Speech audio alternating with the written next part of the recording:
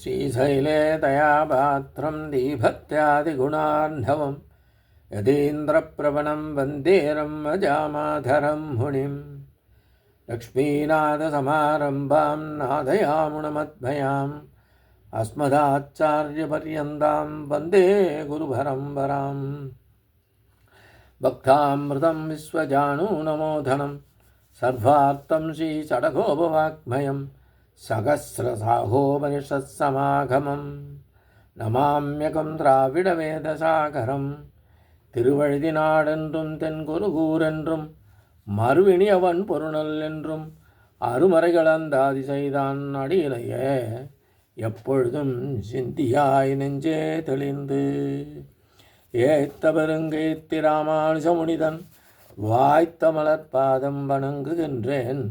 ஆய்த்த பெரும் சீரகச்சடகோபன் செந்தமிழ் வேதம் தரிக்கும் பேராத உள்ளம் பெற எம்பெருமான் திருவருளாலே ஆச்சாரியன் அனுக்கிரகத்தாலே கடந்த பல தினங்களாக நம்மாழ்வார்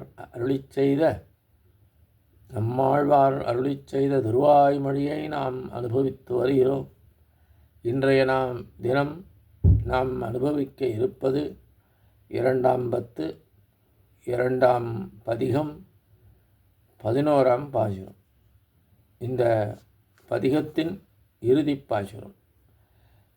ஏத்தவேள் உலகம் கொண்ட கோலக்கூத்தனை குருகூர்ச்சடகோபன் சொல் வாய்த்தவாயிரத்துள் வைவத்துடன் ஏத்த வல்லவர்க்கு இல்லையோர் ஊனமே.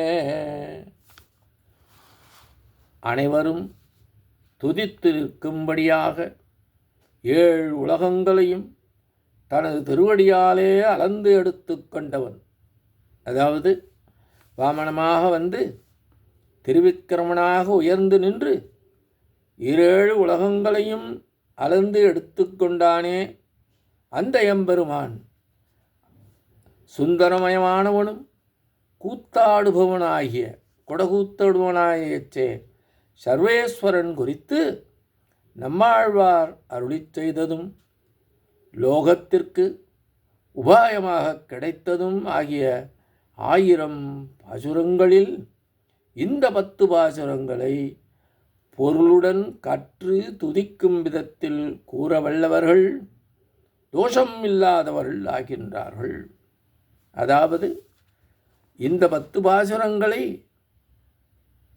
கற்று துதிக்கும் விடத்திலே கூற வல்லவர்கள் அவர்களுக்கு வாழ்க்கையில் ஒரு குறையும் உண்டாகாது, ரூணமே ஒரு குறையும் உண்டாகாது என்கின்றார் ஆழ்வார். அதாவது இந்த பதிகத்தினை 10 பாசுரங்களையும் கற்று அதை நன்றாக கூற வல்லவர்களுக்கு உலக வாழ்க்கையிலே எந்த குறையும் ஏற்படாது என்று பலன் கூறி தலை கட்டுகிறார் ஆழ்வார் இப்பாசுரத்தின் மூலம். திருவிக்கிரம அவதாரத்திலே 7 உலகங்களையும் தன் அடியில் கீழ் கொண்டவனும் அழகிய குடகூத்தாடியவனான எம்பெருமானை 7 உலகத்தவரும் போற்றி துதிக்கின்றனர். இப்படிப்பட்ட எம்பெருமான் குறித்து திருக்குறுங்குடிகளே அவதரித்த சடகோபன் என்னும் நம்மாழ்வார் அருளிச் செய்த திருவாய்மொழி நமக்கு ஓர் பொக்கிஷம் என்கின்றார். இந்த பாசுரத்திலே வாய்த்த வாயிரத்துள் இவை 10 என்கின்றார்.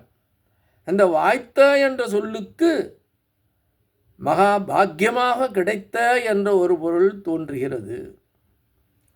எம்பெருமான் நமக்கு வாய்த்தது ஓர் பெருமை நமக்கல்ல, அவனது பெருமைகளை வாயார வாழ்த்திப் பாடும் இத்திருவாய்மொழியே நமக்கு வாய்த்த பெருமை என்கின்றார் ஆழ்வார். இந்த பதிகத்தின் முதல் பாசுரத்தில் இந்த திருவாய்மொழியில் விரிவாக உள்ள விவரங்களை மிகவும் சுருக்கமாக அருளிச் செய்தார் ஆழ்வார். 2ஆம் பாசுரத்தில் தொடங்கி 10ஆம் பாசுரம் முடிய என்ன கூறுகின்றார்?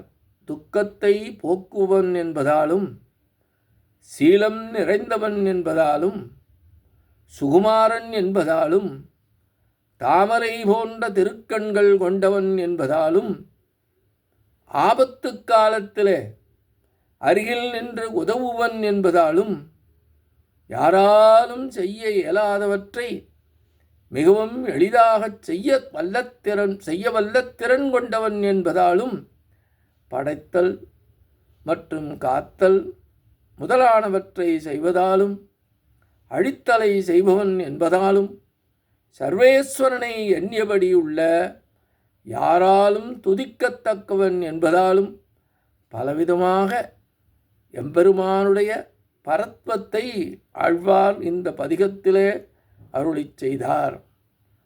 அவ்வாறு அருளிச் செய்த ஆழ்வார் அதன் பின்னர் இத்திருவாய்மொழியை கற்ற வல்லவர்களுக்கு ஏற்படக்கூடிய பலனை உரைத்து நிறைவு செய்தார் என்பதாக இப்பாசல் விளக்கம் அமைகின்றது. இத்தோடு இன்றைய காலை நிறைவு செய்கின்றோம். எம்பெருமான் திருவடிகளே சரணம். நம்மாழ்வார் திருவடிகளே சரணம். எம்பார் திருவடிகளே சரணம்.